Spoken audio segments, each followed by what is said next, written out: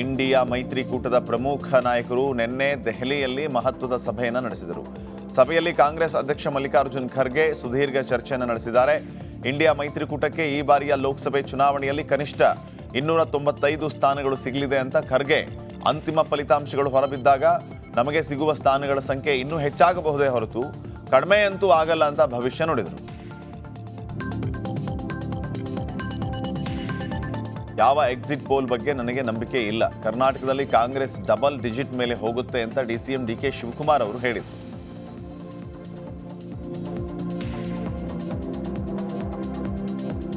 ಲೋಕಸಭೆ ಚುನಾವಣೆ ಮತ ಎಣಿಕೆಯ ಕುರಿತು ಪೂರ್ವ ಸಿದ್ಧತಾ ಸಭೆಯನ್ನು ನಡೆಸಲಾಯಿತು. ಜಿಲ್ಲಾ ಚುನಾವಣಾ ಅಧಿಕಾರಿ ಹಾಗೂ ಆಯುಕ್ತರಾದಂತಹ ತುಷಾರ್ ಗಿರಿನಾಥ್ ನೇತೃತ್ವದಲ್ಲಿ ಸಭೆಯನ್ನು ನಡೆಸಲಾಗಿದ್ದು, ಮತ ಎಣಿಕೆ ಕೇಂದ್ರಗಳ ಬಳಿ ಯಾವುದೇ ರೀತಿಯ ಅಹಿತಕರ ಘಟನೆ ನಡೆಯದಂತೆ ಸೂಕ್ತ ಕ್ರಮ ವಹಿಸುವಂತೆ ಸೂಚನೆ ನೀಡಲಾಗಿದೆ.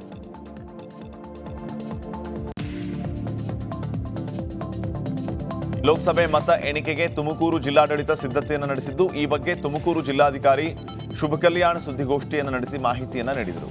ಸುದ್ದಿಗೋಷ್ಠಿಯಲ್ಲಿ ತುಮಕೂರು ಎಸ್ಪಿ ಅಶೋಕ್ ಕೆವಿ ಕೂಡ ಭಾಗಿಯಾಗಿದ್ದರು. ಜೂನ್ 4ನೇ ತಾರೀಕು ತುಮಕೂರು ವಿವಿ ವಿಜ್ಞಾನ ಕಾಲೇಜು ಹಾಗೆ ಸರ್ಕಾರಿ ಪಾಲಿಟೆಕ್ನಿಕ್ ಕಾಲೇಜಿನಲ್ಲಿ ಮತ ಎಣಿಕೆ ಕಾರ್ಯ ನಡೆಯಲಿಕ್ಕಿದೆ. ಸಂತ್ರಸ್ತೆ ಕಿಡ್ನಾಪ್ ಕೇಸ್ ಸಂಬಂಧ ಕೆಆರ್ ನಗರದಲ್ಲಿ ಭವಾನಿ ರೇವಣ್ಣ ವಿರುದ್ಧ ಪ್ರಕರಣ ದಾಖಲಾಗಿತ್ತು. ಹೀಗಾಗಿ ಎಸ್ಐಟಿ ತಂಡ ಹೊಳೆ ನರಸೀಪುರ ಮನೆಗೆ ತನಿಖೆಗೆ ಆಗಮಿಸ್ತಾ ಇರೋದಾಗಿ ಭವಾನಿ ರೇವಣ್ಣಗೆ ನೋಟಿಸ್ ನೀಡಿದರು. ಅಲ್ಲದೆ ಸಿಪಿಐ ಶ್ರೀಧರ್ ಮತ್ತು ಮಹಿಳಾ ಅಧಿಕಾರಿ ತಂಡ ನಿನ್ನೆ ಭವಾನಿ ಮನೆಗೆ ಆಗಮಿಸಿದ್ರು. ಬೆಳಿಗ್ಗೆ 11 ಗಂಟೆಯಿಂದ ಕಾದು ಭವಾನಿ ಬಾರದೆ ಅಧಿಕಾರಿಗಳು ಮಳೆಯ ಮಧ್ಯೆ ವಾಪಸ್ ಆಗಿದ್ದಾರೆ.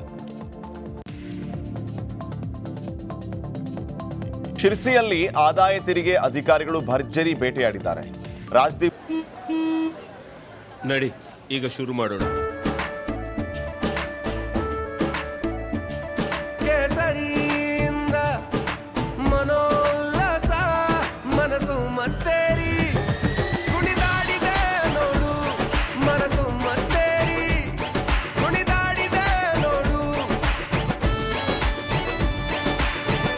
ಕ್ಷಣ ಕ್ಷಣವೂ ಆಚರಿಸಿ ಕೇಸರಿ ಹಬ್ಬ. ವಿಮಲ್ ಬಾಯಲ್ಲಿ ಹೇಳಿ ಕೇಸರಿ. ಫೈನಾನ್ಸ್, ಮಾರಿಕಾಂಬಾ ಮಹಿಳಾ ಸೌಹಾರ್ದ ಸಹಕಾರಿ ಹಾಗೂ ವಿಜಯಲಕ್ಷ್ಮಿ ಸೌಹಾರ್ದ ಸಹಕಾರಿಯ ಮೇಲೆ ಐಟಿ ದಾಳಿ ನಡೆಸಿದೆ.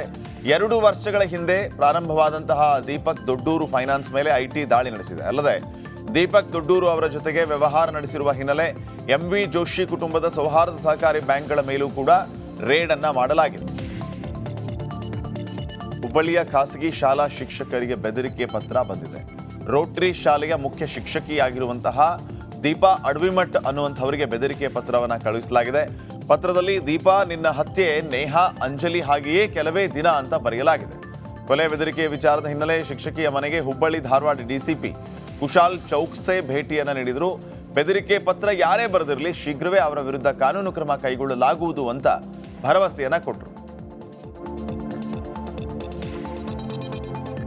ಕಾರು ಮರಕ್ಕೆ ಡಿಕ್ಕಿ ಹೊಡೆದು ರಸ್ತೆಯ ಪಕ್ಕ ಹಣ್ಣು ಖರೀದಿ ಮಾಡ್ತಾ ಇದ್ದ ವ್ಯಕ್ತಿಗೆ ಹರಿದಿರುವಂತಹ ಘಟನೆ ಧಾರವಾಡದ ಕೃಷಿ ಇಲಾಖೆ ಎದುರು ನಡೆದಿದೆ. ಧಾರವಾಡದಿಂದ ಬೆಳಗಾವಿಯ ಕಡೆ ಹೊರಟಿದ್ದಂತಹ ಕಾರ್ ಡಿಕ್ಕಿಗೆ ವ್ಯಕ್ತಿ ಸ್ಥಳದಲ್ಲಿಯೇ ಮೃತಪಟ್ಟಿದ್ದಾರೆ. ಈ ಒಂದು ಘಟನೆಗೆ ಸಂಬಂಧಪಟ್ಟಂತೆ ಕಾರಿನಲ್ಲಿ ಇದ್ದವರಿಗೆ ಹಾಗೂ ಹಣ್ಣಿನ ವ್ಯಾಪಾರಿಗೂ ಕೂಡ ಗಂಭೀರ ಗಾಯಗಳು ಆಗಿದೆ. ಗಾಯಾಳುಗಳನ್ನು ಧಾರವಾಡ ಜಿಲ್ಲಾ ಆಸ್ಪತ್ರೆಗೆ ದಾಖಲಿಸಲಾಗಿದೆ. ವಾಲ್ಮೀಕಿ ನಿಗಮ ಗೋಲ್ಮಾಲ್ ಕೇಸ್ಗೆ ಬಿಗ್ ಟ್ವಿಸ್ಟ್ ಸಿಕ್ಕಿದೆ. ಹ್ಯಾಪಿಯೆಸ್ಟ್ ಮೈಂಡ್ ಕಂಪನಿಗೆ ಹಣದ ಅಕ್ರಮ ಲಾಭ ಸಿಕ್ಕಿದೆ ಎನ್ನಲಾಗಿತ್ತು. ಇದೀಗ ಆ ವಿಚಾರಕ್ಕೆ ಸಂಬಂಧಪಟ್ಟಂತೆ ಕಂಪನಿ ಸ್ಪಷ್ಟನೆಯನ್ನ ನೀಡಿದೆ. ಹಗರಣಕ್ಕೂ ತಮಗೂ ಯಾವುದೇ ರೀತಿಯ ಸಂಬಂಧ ಇಲ್ಲ, ವರ್ಗಾವಣೆ ನಡೆದಿದೆ ಎನ್ನಲಾದಂತಹ ಬ್ಯಾಂಕ್ ಖಾತೆ ನಮ್ಮದಲ್ಲ ಅಂತ ರಿಪಬ್ಲಿಕ್ ಕನ್ನಡಕ್ಕೆ ಸ್ಪಷ್ಟನೆಯನ್ನ ನೀಡಿದ್ದಾರೆ.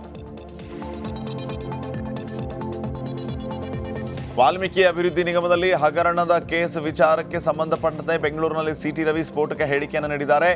ಉಳಿದ ನಿಗಮಗಳಲ್ಲೂ ಹಗರಣ ಆಗಿರಬಹುದು, ಎಲ್ಲಾ ನಿಗಮಗಳ ಬಗ್ಗೆ ಪರಿಶೀಲನೆ ಮಾಡಬೇಕು ಅಂತ ರಾಜ್ಯ ಕಾಂಗ್ರೆಸ್ ಸರ್ಕಾರಕ್ಕೆ ಸಿಟಿ ರವಿ ಆಗ್ರಹಿಸಿದರು. ಅಲ್ಲದೆ ರಾಜ್ಯ ಸರ್ಕಾರಕ್ಕೆ ಸಿಟಿ ರವಿ ಸಾಲು ಸಾಲು ಪ್ರಶ್ನೆಗಳನ್ನ ಮಾಡಿದ್ದಾರೆ.